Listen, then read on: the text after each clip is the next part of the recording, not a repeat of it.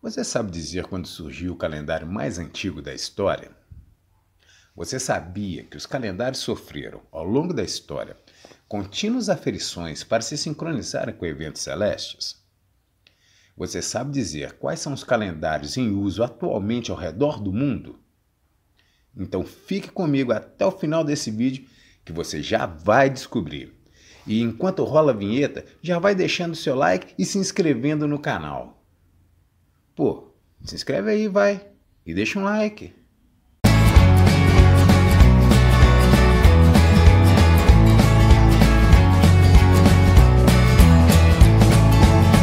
A cup of coffee in the morning. Por volta de 3800 AEC, a sociedade suméria avançava a passos largos ao mesmo tempo em que desenvolvia a escrita.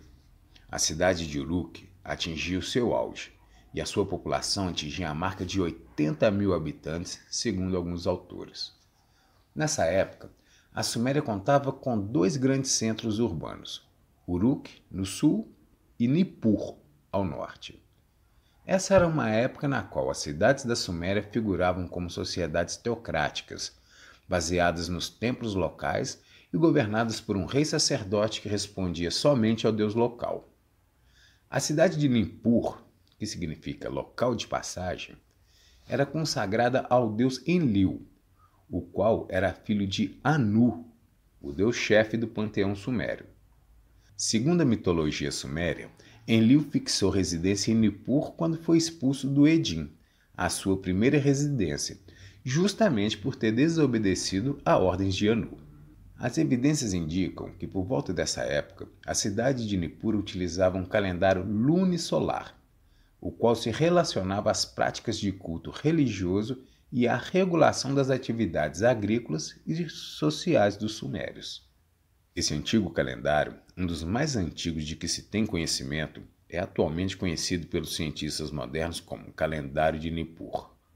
Desse antigo calendário, cuja contagem do tempo começa por volta de 4000 AEC, época na qual se iniciava a Era de Touro, derivam os nossos calendários modernos.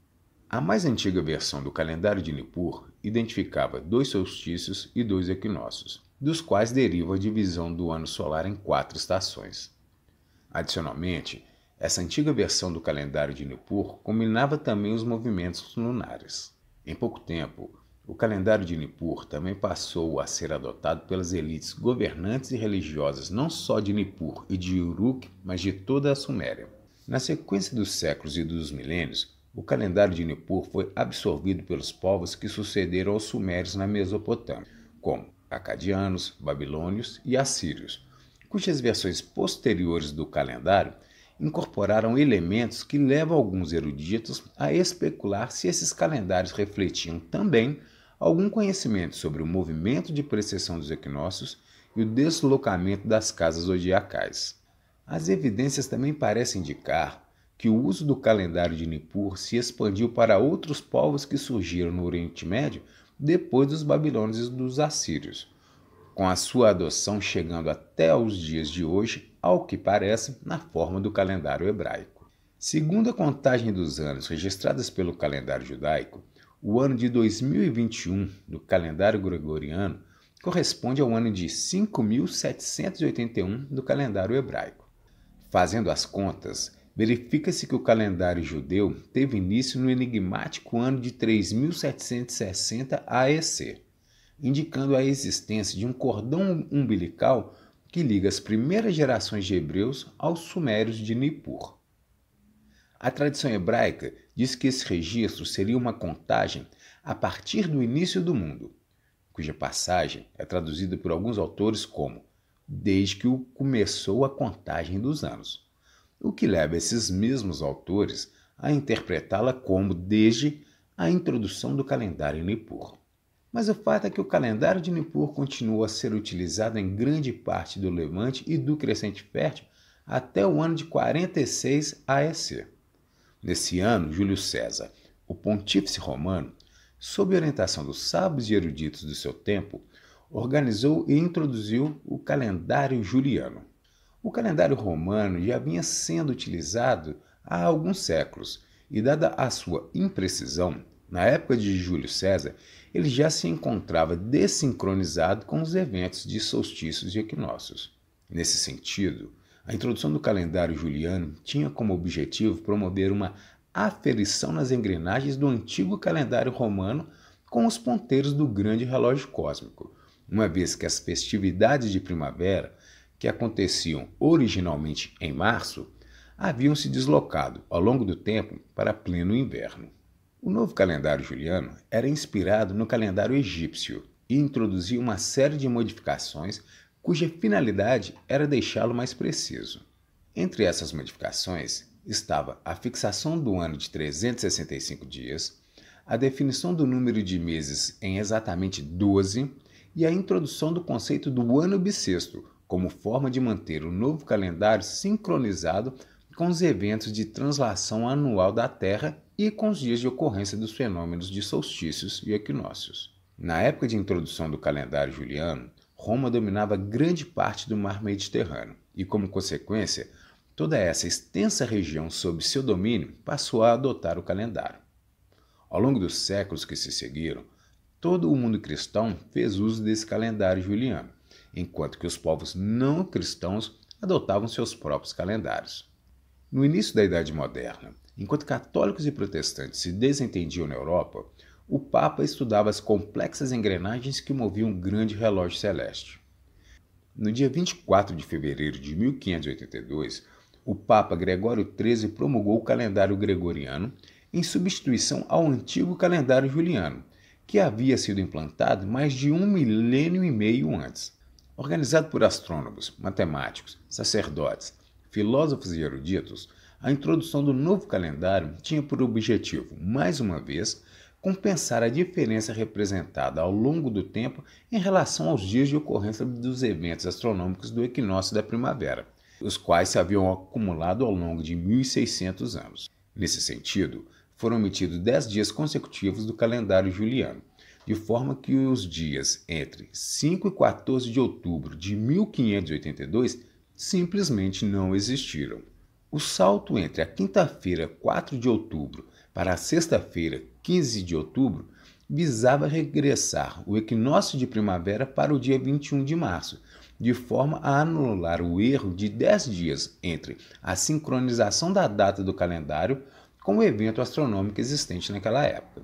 A mudança do antigo calendário juliano para o novo calendário gregoriano não aconteceu ao mesmo tempo em todos os lugares do mundo, de forma que existem imprecisões na harmonização de datas dos eventos ocorridos entre os séculos XVI e XX. O calendário gregoriano foi imediatamente adotado na Espanha, Itália, Portugal e Polônia.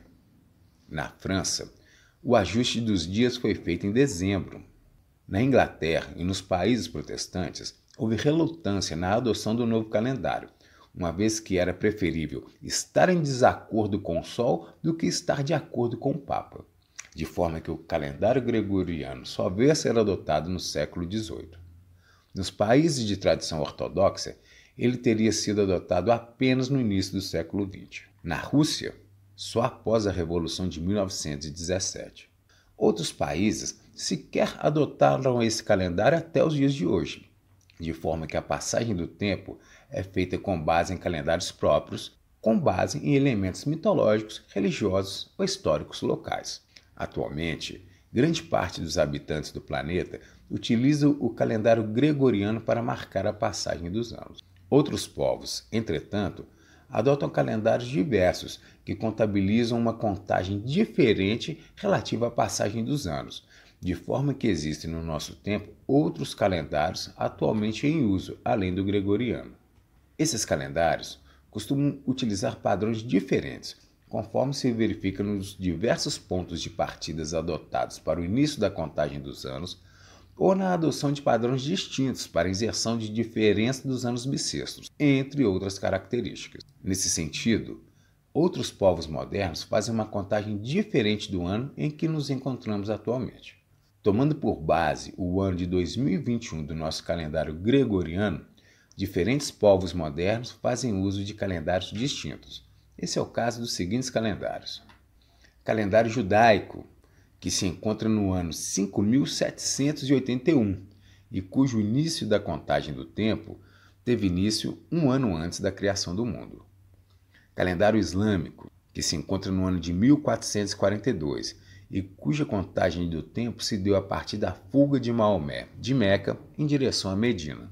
Calendário chinês, ano 4717, cujo início da contagem coincide com o início do reinado de Huangdi, o Imperador Amarelo, um dos 3 Augustos, reis lendários, sábios e moralmente perfeitos que teriam governado a região da China numa época muito anterior à primeira dinastia chinesa. Calendário persa, ano 1398, início da contagem, a mesma fuga de Maomé para Medina adotada pelo calendário islâmico, que é lunar, com a diferença de o calendário persa ser solar e, portanto, ter um ano mais longo. Esse fato explica a diferença na contagem dos anos, mesmo considerando o mesmo ponto de partida. Calendário japonês, ano 33 da era Heisei, início da contagem, subida ao trono do imperador Akihito. Calendário norte-coreano, ano 109, início da contagem, nascimento de Kim Il-sung, fundador da Coreia do Norte. Calendário tailandês, ano 2564, início da contagem, morte de Buda. Calendário bizantino, ano 7529, início da contagem, data estimada da criação do mundo. Entre os calendários mais utilizados atualmente, este é o que apresenta a contagem de anos mais elevada.